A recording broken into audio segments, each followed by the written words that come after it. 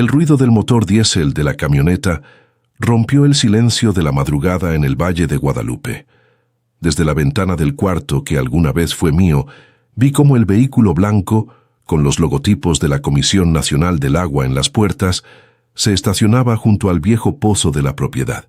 2 ingenieros bajaron con chalecos reflectantes y carpetas con pinzas. No venían a hacer una inspección de rutina. El nivel del acuífero en nuestra zona había estado bajando de manera alarmante durante los últimos 2 años, y alguien había estado extrayendo mucha más agua de la permitida. Yo sabía perfectamente quién era, pero en ese momento, legalmente, yo no era más que un invitado no deseado en la tierra de mi propia familia. Habían pasado 6 meses desde que mi padre falleció. Yo llevaba 20 años viviendo en Hermosillo, trabajando como ingeniero agrónomo para distintas corporaciones, regresando al valle solo en Navidades o cumpleaños. Mi hermana, Fernanda, se había quedado.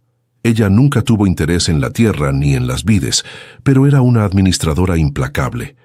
Cuando la salud de mi padre comenzó a deteriorarse, ella tomó el control de las cuentas, los pagos a los jornaleros y las relaciones con los proveedores. Yo asumí que era el orden natural de las cosas. Mi error fue confundir la conveniencia logística con la lealtad familiar. Cuando leyeron el testamento, no hubo gritos ni escenas dramáticas en la notaría. El licenciado Rodrigo, un hombre de voz monótona y trajes demasiado ajustados, simplemente nos informó que mi padre había dejado la totalidad de las hectáreas, la maquinaria y los derechos de extracción de agua a Fernanda. A mí me correspondía una cuenta bancaria con un saldo que apenas cubría los gastos de mi hospedaje por un par de meses. La justificación escrita en el documento era que yo ya había hecho mi vida lejos y que Fernanda había sacrificado su juventud para cuidar el patrimonio. Me dolió, por supuesto. Sentí el peso de la culpa por no haber estado presente durante los meses de la enfermedad, así que bajé la cabeza, acepté la voluntad de mi padre y me dediqué a empacar mis pocas cosas. Fernanda me había dado un mes para desocupar la casa principal. Me dijo que necesitaba remodelar para rentarla a turistas, que el negocio del vino ya no dejaba lo suficiente. Su tono no era agresivo, sino puramente transaccional. Esa misma frialdad fue lo que me hizo detener la mirada aquella mañana en los inspectores de la comisión. Caminé hacia el pozo, sintiendo el polvo seco bajo mis botas. La tierra del valle estaba sedienta. Al acercarme, escuché a uno de los ingenieros dictar cifras mientras el otro anotaba. El medidor volumétrico había sido reemplazado. El tubo de salida original de 4 pulgadas estaba conectado a una derivación clandestina que se dirigía directamente hacia el norte, cruzando el límite de nuestra propiedad, justo hacia los terrenos de Grupo Viñedos del Norte, un conglomerado industrial que llevaba años intentando comprar a los pequeños productores de la zona. Me presenté con los inspectores. Uno de ellos me miró con fastidio y me preguntó si yo era el titular de la concesión. Le respondí que era el hermano de la dueña. El inspector me explicó sin mucho interés que estaban ahí por una denuncia anónima de los vecinos. El pozo estaba operando a capacidad industrial día y noche. Si la dueña no presentaba los permisos de modificación y justificaba el volumen extraído en la próxima audiencia en Ensenada, enfrentarían multas millonarias y la clausura definitiva del pozo. Regresé a la casa y busqué a mi hermana. Estaba en la cocina, tomando café y revisando su teléfono. Le mencioné la visita de los inspectores y la derivación de la tubería. Fernanda ni siquiera levantó la vista de la pantalla. Me contestó que era un arreglo temporal, un acuerdo privado de arrendamiento de derechos de agua con el conglomerado para inyectar capital a nuestra finca. Me dijo que los abogados de la empresa se encargarían de arreglar el papeleo con la comisión. Había demasiada tranquilidad en su respuesta, demasiada seguridad administrativa. Las piezas comenzaron a acomodarse en mi cabeza de una forma que me provocó náuseas. El Grupo Viñedos del Norte no necesitaba nuestra tierra. Nuestra tierra era pedregosa y difícil de mecanizar.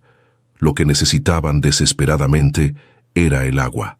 Las nuevas regulaciones estatales por la sequía impedían la perforación de nuevos pozos comerciales, pero permitían la transferencia de concesiones agrícolas ya existentes. Mi padre nunca habría vendido el agua. Él creía que el agua estaba atada a la vid, que separarlas era matar el suelo para siempre. Llamé a mi oficina en Sonora y pedí un permiso sin goce de sueldo por tiempo indefinido. Sabía que corría el riesgo de perder mi puesto de gerente regional, pero la sensación de que me estaban ocultando un fraude monumental no me dejaba dormir. Esa misma tarde busqué a Valeria. Ella era una hidróloga independiente que había trabajado en la Secretaría del Estado antes de frustrarse con la burocracia y abrir su propia consultoría.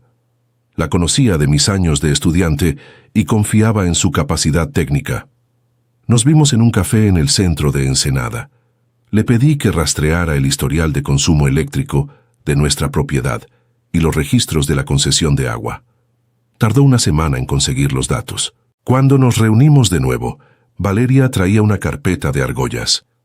Me mostró las gráficas de consumo de la Comisión Federal de Electricidad.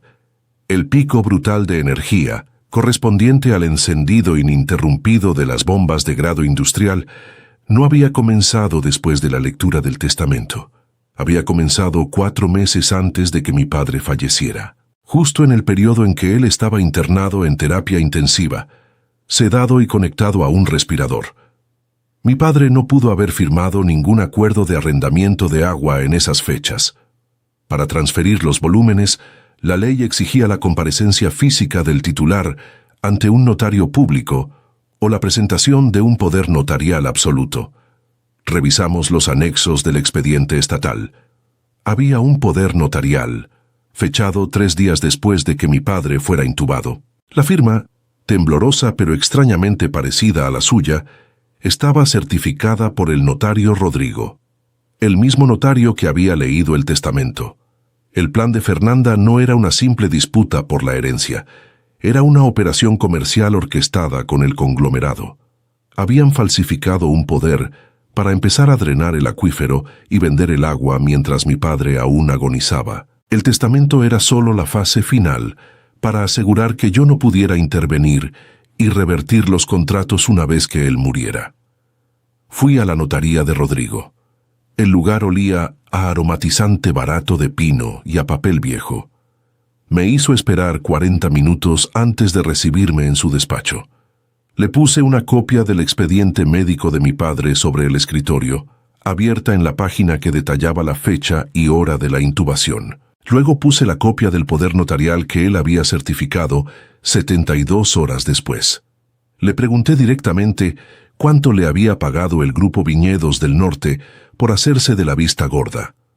Rodrigo sonrió con esa condescendencia típica de los abogados de provincia que creen tener todos los hilos amarrados. Me dijo que los documentos médicos no probaban nada en un juzgado civil sin un peritaje largo y costoso, que mi padre tuvo momentos de lucidez y que yo solo era un heredero resentido buscando dinero fácil. Me invitó a salir de su oficina antes de llamar a seguridad.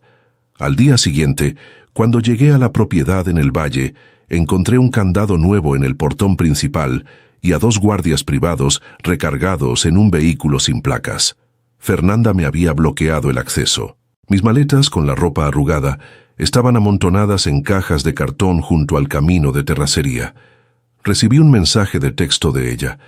Decía que mi actitud violenta hacia su notario de confianza la obligaba a proteger su integridad y su propiedad, y que cualquier comunicación futura debía ser a través de sus abogados corporativos. Me instalé en un motel económico en la salida hacia Tijuana.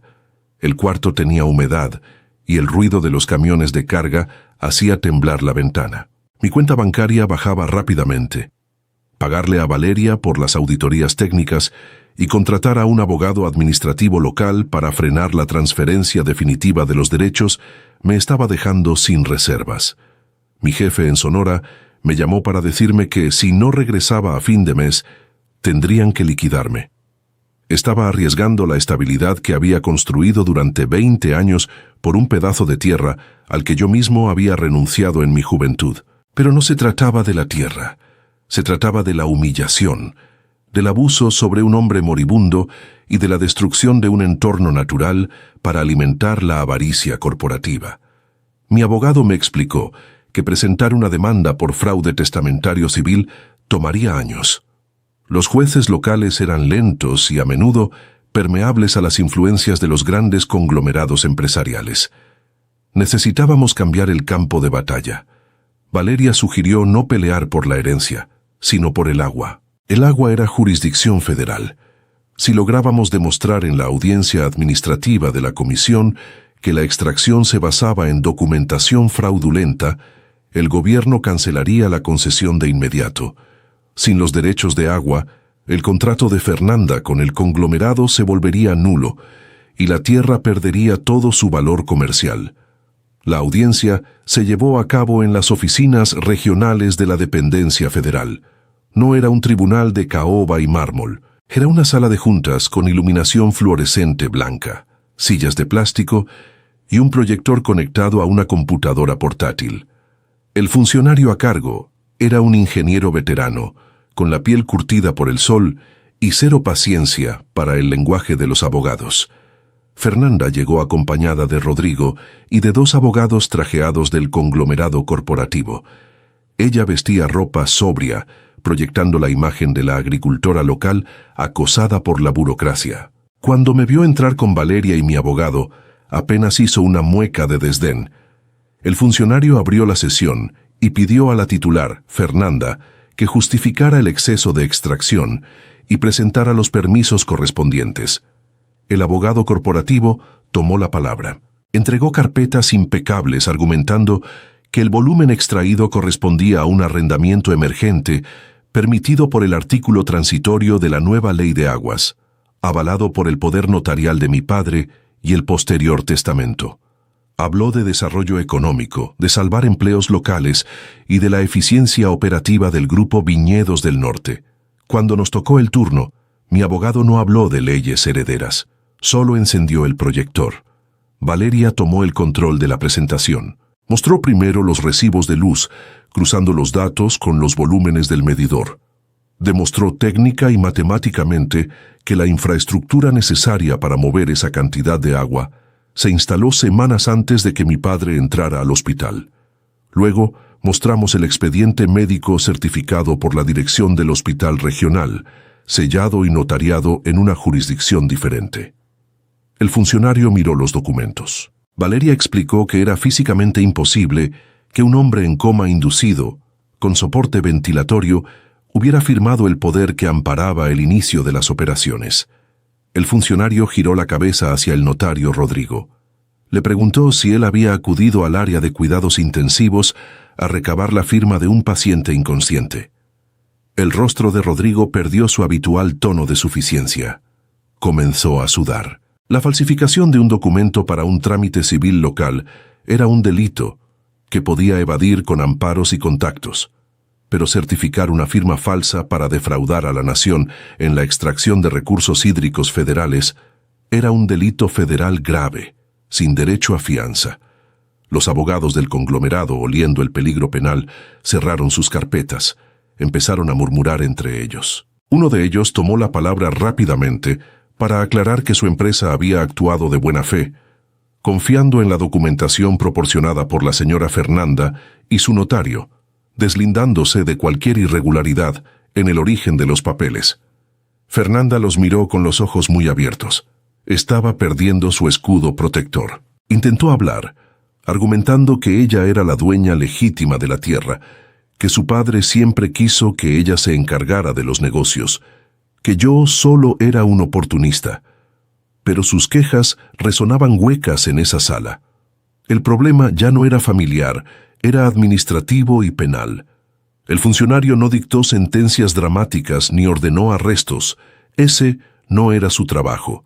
Simplemente redactó un acta administrativa. Basado en las inconsistencias técnicas y documentales, determinó la suspensión inmediata y definitiva de la concesión de extracción de agua del pozo y dio vista al Ministerio Público Federal por la probable comisión de delitos ambientales y falsificación de documentos federales.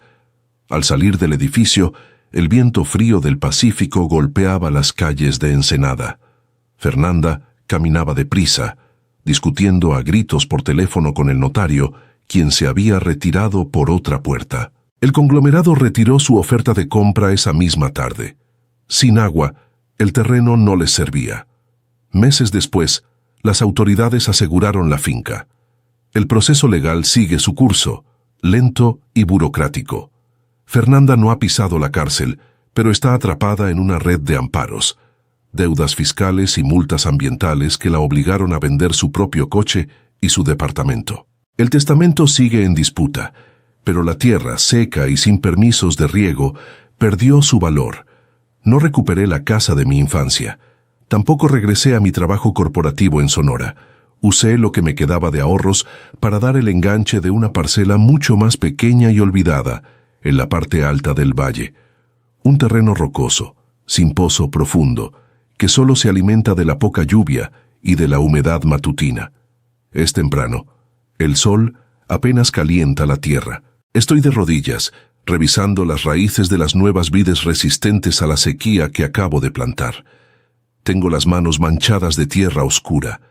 El trabajo es duro, el margen de ganancia será mínimo, pero por primera vez en 20 años, el silencio de la madrugada me pertenece. El silencio de mi nueva parcela no duró más de 3 semanas. Creí que al alejarme de la casa principal y dejar que los tribunales federales asfixiaran a Fernanda, yo podría empezar de cero con mis pocas hectáreas rocosas. Me equivoqué. El problema con las personas que se acostumbran a tomar atajos es que, cuando se ven acorraladas, no aceptan la derrota. Simplemente buscan a quien arrastrar al fondo con ellas. Era un martes por la tarde. Estaba terminando de instalar un sistema de riego por goteo con mangueras recicladas cuando vi una nube de polvo levantarse por el camino vecinal. No era la camioneta blanca de la Comisión del Agua esta vez. Era un sedán gris, un vehículo modesto con los logotipos del Poder Judicial del Estado. De él bajó un actuario con un portafolios de cuero desgastado. Caminó hacia mí esquivando los surcos recién hechos y me preguntó mi nombre completo. Al confirmarlo, me entregó un fajo de hojas engrapadas con sellos azules. No venía a notificarme sobre el avance del caso federal contra mi hermana. Venía a entregarme una orden de congelamiento de cuentas y un citatorio por presunto fraude corporativo. Me recargué en el cofre de mi vieja camioneta para leer el documento. Las palabras parecían saltar de la página, pero la estrategia legal detrás de ellas era fríamente clara. Los abogados del Grupo Viñedos del Norte, al ver cancelado su proyecto de extracción de agua y enfrentando el escrutinio del Ministerio Público Federal, habían decidido cambiar la narrativa para proteger a sus directivos. Su nueva versión oficial era que ellos habían sido víctimas de una estafa familiar orquestada, no solo por Fernanda, sino también por mí. La demanda afirmaba que la transferencia bancaria que yo había recibido, el dinero que mi padre supuestamente me había dejado en el testamento y que usé para comprar esta nueva parcela, no era una herencia legítima. Argumentaban que era un porcentaje del anticipo millonario que el corporativo le había pagado a Fernanda por los derechos de agua. Según su retorcida lógica, yo había fingido indignación ante los inspectores federales únicamente porque mi hermana y yo nos habíamos peleado por la repartición del resto del dinero. Al denunciarla, yo había intentado extorsionar al corporativo. Como evidencia, presentaban registros bancarios que demostraban que el dinero en mi cuenta provenía originalmente de un fideicomiso del Grupo Viñedos del Norte, triangulado a través de la cuenta de mi padre un día antes de que él falleciera. Sentí un nudo frío en el estómago. Fernanda y el notario Rodrigo habían usado la cuenta personal de mi padre en sus últimos momentos de vida para lavar el anticipo del corporativo, y luego Rodrigo había etiquetado una fracción de ese dinero como mi herencia en el testamento. Me habían convertido en cómplice financiero sin que yo tuviera la menor idea. Si el juez estatal aceptaba esta teoría, no solo perdería el terreno que acababa de comprar, sino que enfrentaría cargos penales por fraude en pandilla, lo que justificaba la anulación de mi testimonio en el caso ambiental federal. Era una maniobra de distracción brillante y destructiva. Dejé las herramientas tiradas en la tierra y manejé directo a Ensenada para buscar a Valeria. Ella estaba en su oficina, rodeada de mapas topográficos y tazas de café vacías. Cuando le mostré la notificación del juzgado, su expresión cambió de la sorpresa a una furia silenciosa. Entendió de inmediato lo que significaba. Si me hundían a mí, desacreditaban la investigación inicial sobre los medidores de agua. Necesitábamos ayuda financiera urgente, alguien que pudiera desenredar el movimiento de los fondos antes de mi audiencia preliminar, que estaba fijada para dentro de apenas 10 días. Valeria hizo un par de llamadas a puerta cerrada. 15 minutos después, me pidió que la acompañara a un despacho contable ubicado en el segundo piso de un edificio viejo cerca del puerto. Ahí conocimos a Héctor, un ex auditor del Servicio de Administración Tributaria que ahora se dedicaba a rastrear capitales ocultos para casos de divorcio y demandas mercantiles. Era un hombre mayor, de voz pausada y mirada clínica. Le entregué todos mis estados de cuenta y copias de los documentos que teníamos del caso del agua. Héctor no prometió milagros, solo dijo que los números nunca mienten, pero los abogados sí. Fueron 5 días de silencio asfixiante.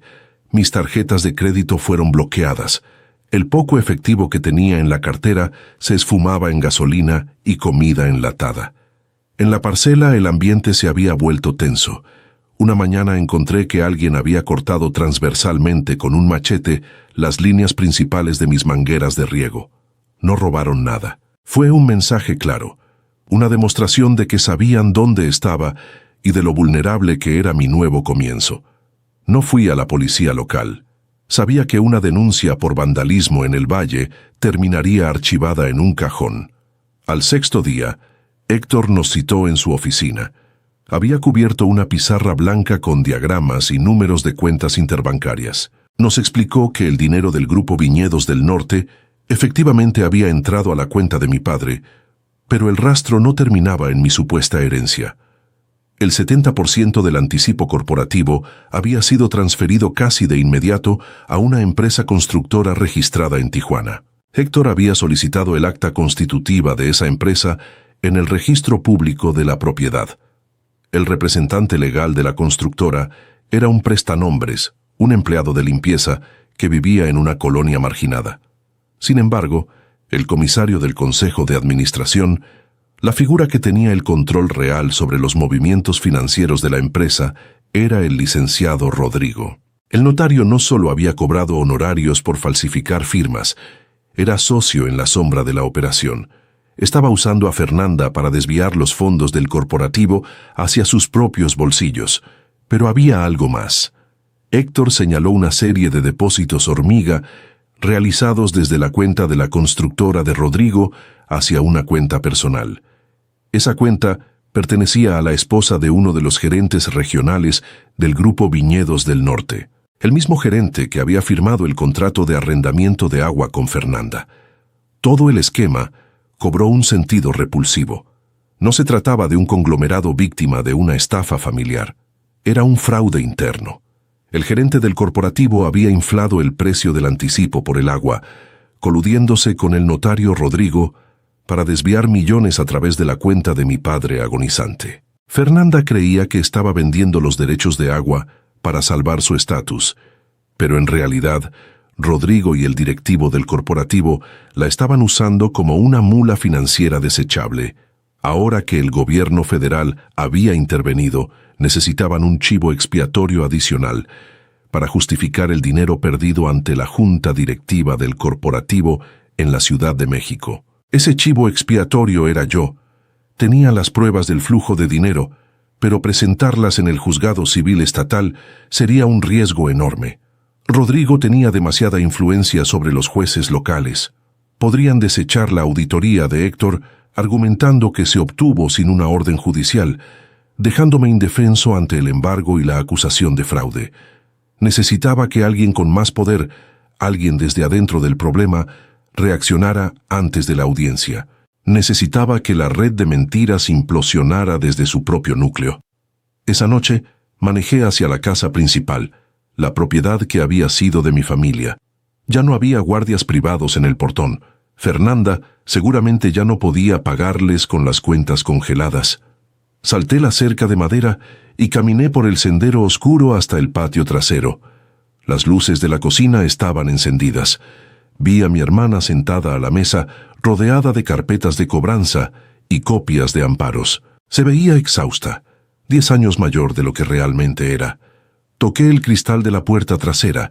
Ella se sobresaltó y dudó un momento antes de quitar el seguro. Su actitud arrogante había desaparecido, reemplazada por una defensiva nerviosa. Me preguntó qué quería, amenazando con llamar a la policía. No le respondí con agresividad. Saqué una copia del diagrama financiero que Héctor había impreso y la puse sobre la mesa de la cocina.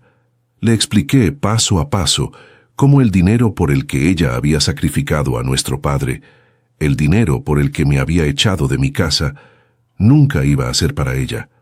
Le mostré las transferencias hacia la constructora fantasma y los retornos a la esposa del gerente del corporativo. Le hice ver que el notario Rodrigo la había dejado firmar todos los documentos fraudulentos para que, cuando la bomba estallara, el nombre de Fernanda fuera el único que apareciera ante la Fiscalía Federal y ante las demandas corporativas. Ella se quedaría con la tierra embargada y la posible condena de prisión, mientras Rodrigo y su cómplice se lavaban las manos. Fernanda miró los papeles. Sus ojos recorrían las cifras y las fechas, buscando un error, una excusa para no creer lo que era evidente. Su labio inferior comenzó a temblar. Intentó decir que Rodrigo le había asegurado que el dinero estaba en un fondo de inversión seguro mientras pasaba la tormenta legal. Le respondí que el dinero ya estaba convertido en bienes raíces a nombre de otros. No le pedí disculpas ni le ofrecí un abrazo de reconciliación. El daño que le hizo a mi padre en sus últimos días era imperdonable. Solo le di una opción. Le dije que a la mañana siguiente, Rodrigo iba a intentar convencerla de que declarara en mi contra en el juzgado civil para sellar mi culpabilidad y cerrar el caso corporativo. Si ella lo hacía, yo entregaría la auditoría completa directamente a la unidad de inteligencia financiera en la capital del país. Eso convertiría un caso de fraude local en una investigación por delincuencia organizada y lavado de dinero. Todos caeríamos, pero ella sería la principal responsable operativa. Si por el contrario, Fernanda decidía testificar la verdad sobre cómo Rodrigo había fabricado los poderes notariales y manejado las cuentas, la Fiscalía podría ofrecerle un criterio de oportunidad. Perdería la casa y la tierra, eso ya era inevitable, pero tal vez evitaría la cárcel.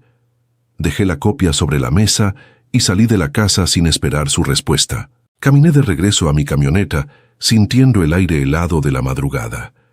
Había puesto todas las cartas sobre la mesa, apostando mi propia libertad a la capacidad de supervivencia de una mujer que ya me había traicionado antes. La audiencia era en 48 horas, y yo no tenía idea de si mi hermana elegiría hundirse sola o si arrastraría al notario con ella.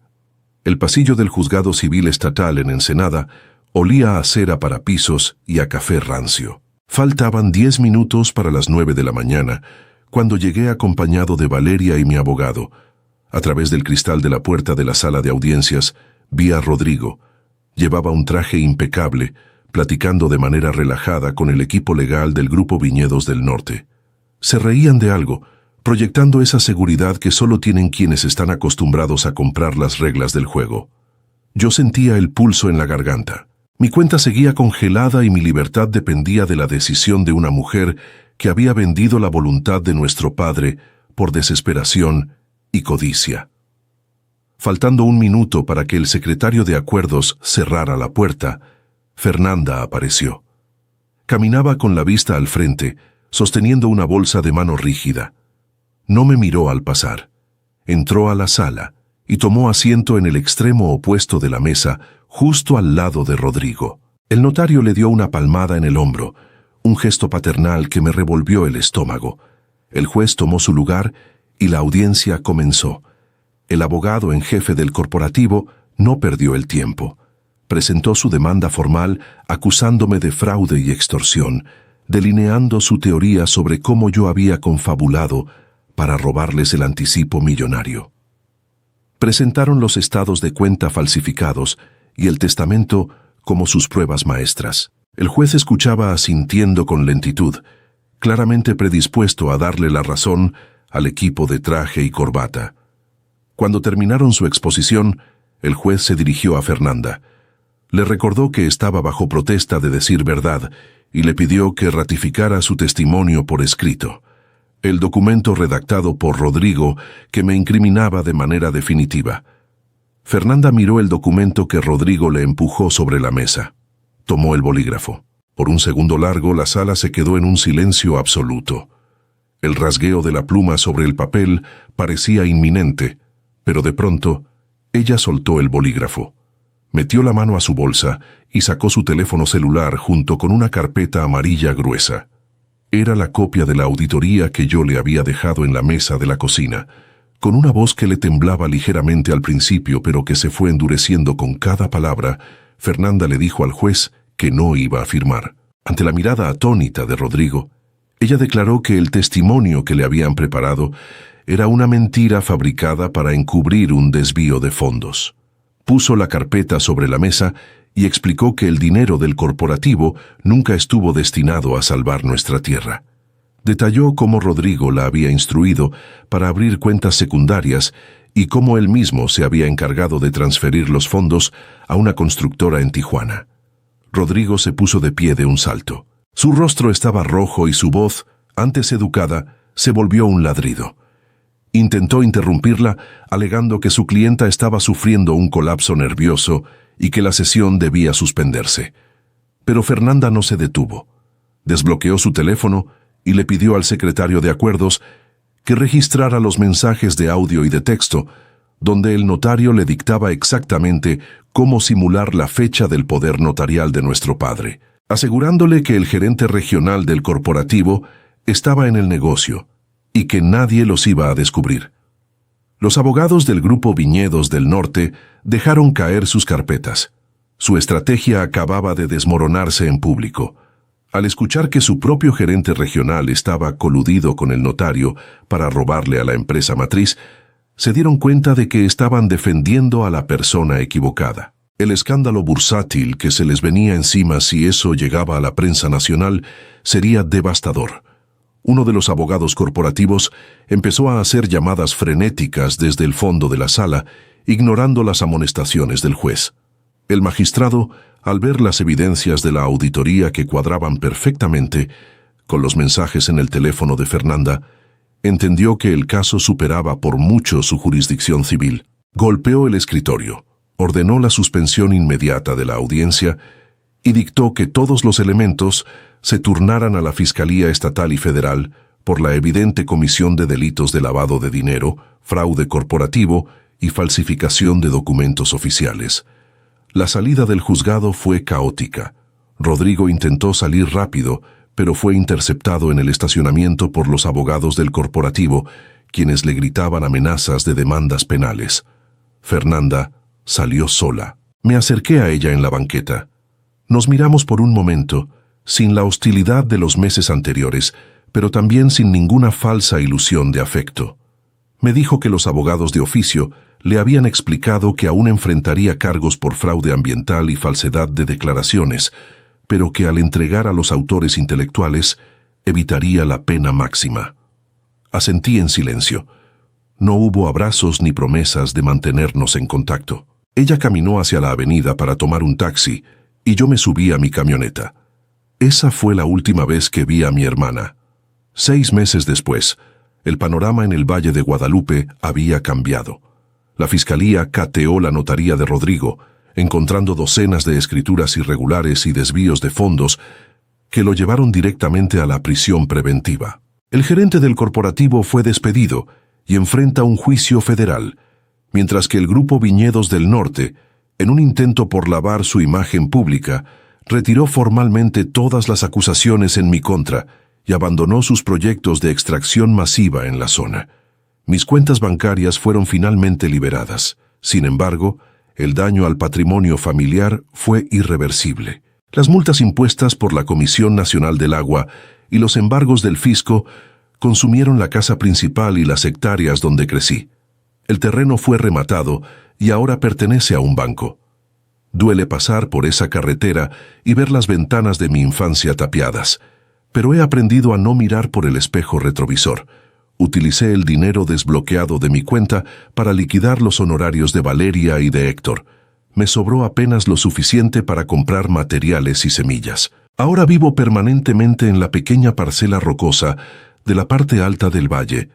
Construí un cuarto de madera y lámina bien aislado, modesto pero completamente mío. Es el final de la tarde.